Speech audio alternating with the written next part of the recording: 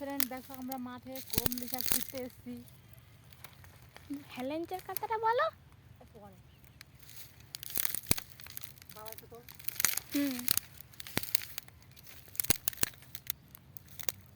দেখো গাইস এখানে কতটা জল।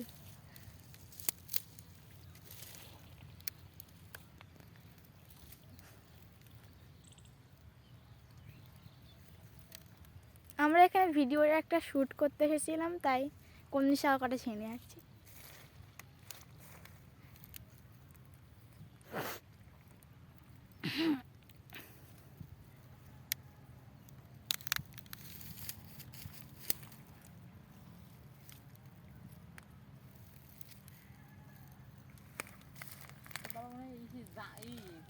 আমাকে জাম মারতে গেলে জাম মারি পারবে না, জলে পারবা?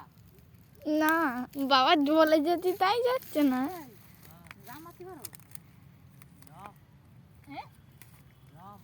হ্যাঁ হ্যাঁ ওই তোর ওই পাট কাটি সমান উঁচু আর এমনি জল, তুমি পারফেক্ট জলে জাম মারবা, মারিছো? হ্যাঁ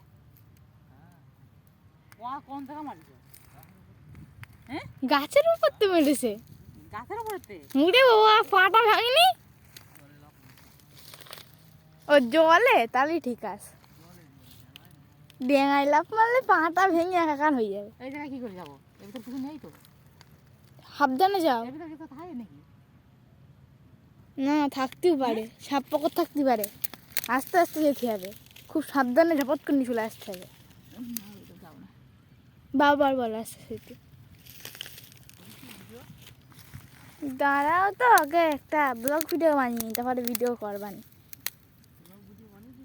এই তো বানাচ্ছি আমি। হ্যালো গাইস, দেখো তোমাদের দাদা ভাইও শাক ছিটছে।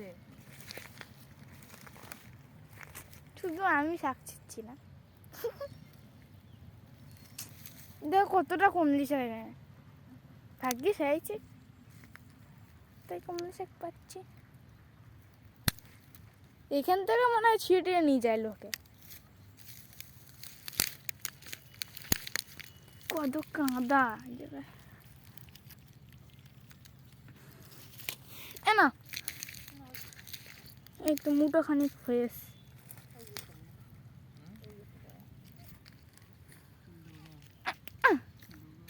বাবার এই জায়গায় কত কাদা, ওই যে যাওয়া যাচ্ছে না, জম্বের কাদা, আমার পা কাদা কাদা হয়ে গেছে। হ্যালো গাইস, দেখো শাক, কমলি শাক কচি কচি। ওই যে কলমি শাক বলে না অন্য কি বলে? কমলি শাকই বলে এটা। আমাদের এখানে তো কমলি শাকই বলে, যে যেখানে বলে চালু।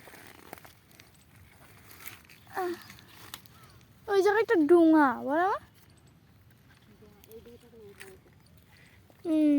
ডুঙা উঠে তাহলে সাগর নিয়ে যেমন করে মহানে এসে করে।